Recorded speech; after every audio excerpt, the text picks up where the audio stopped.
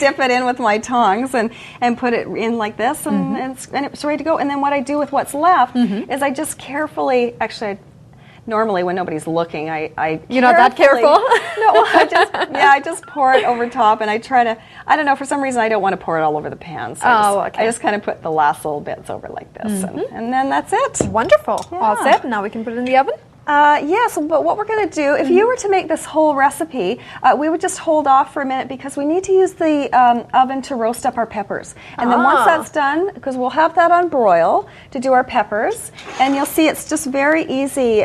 You might have seen different ways to do peppers, but what we're doing is we just have the oven on broil. We're going to put the peppers right underneath the broiler, and then we'll pull them out, deal with those, and turn the oven down and put our pen Perdue. So organized. I love that. It's like you own the kitchen. Awesome. There you go. All right, let's put it in then. Okay, great. Right in here, like And this. the peppers are for? The peppers, we're going on to our next menu item, Okay. which is our Salish Indian taco. Well, it's called a taco. Oh, okay. Yeah. For those who don't know Salish, what is Salish food? That's our... While we do our stuff. Yes, that's our First Nations traditional foods. Okay. Yeah, and a friend of mine who is, she's with the Salish Indian coastal tribe, and she was telling me about this fry bread, and I've never used it before, and I have to say, I've never made it before. It is so delicious. So we've just got flour, and of course, all the measurements are on your website. Okay. But we've got the flour, and then we're using powdered milk and water, and that gives a different, so that's making your milk consistency, but it gives a different flavor than if you just put milk in. So it's just kind of interesting that way. So we're putting all our dry ingredients in, and then there's salt and baking powder. And I like to use a whisk to mix all my dry ingredients together. It adds air, so you don't have to sift your flour. Sometimes the recipe says to sift the flour. You don't have to do that normally because, but using your whisk adds air and it incorporates all your ingredients because you don't want a mouthful of salt or baking soda. I've done that before. Where do you think people go wrong with baking?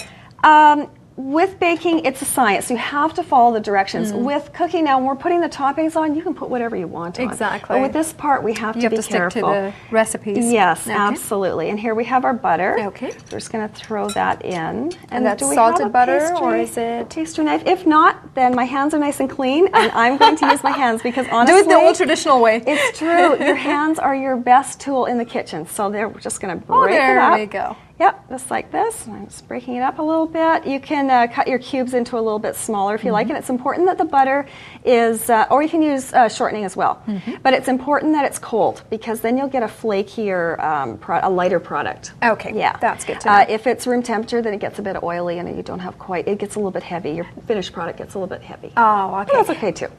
There's a reason behind everything, isn't there? Yeah. Now, is this a common bread in Salish culture? It is. It's very common. And, you know, if we wanted to dress it up a little bit, we could add, I picked some, we grow all our own organic herbs and edible flowers. And so I went out this morning and picked some fresh sage. And if we wanted to, we could put some sage in here because traditionally they seem to, the Salish culture seems to use sage a fair amount in there. And it's good for you. And it's good for you. And it smells amazing and just adds a really nice texture or dimension to your foods. Okay. All right. There we go. Here we go. Thank you. You're and then welcome. do you want to add the water? Sure. And then we'll stir that up. And how much water are we putting? We're putting in 3/4 to 1 cup. Okay. And, is that good? Well, let's just start by giving it a stir. See how it's looking.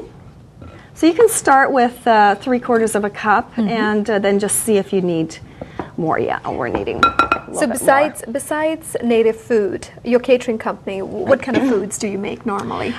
We do a lot of West Coast. We're really, what we do is fresh homemade food. So we try to stay away from preservatives. We try to use organic as much as we can.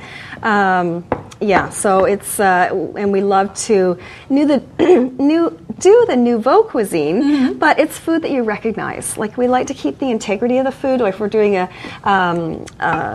like a snap pea, we like to keep it a snap pea. So you've got the, you know, the green and the snap and the freshness to it, as opposed to pureeing it, and then you no longer know what it is exactly. Do you think people are getting more and more knowledgeable about organic food, and I think so. You know, a lot of people are trying to use organic food as much as possible?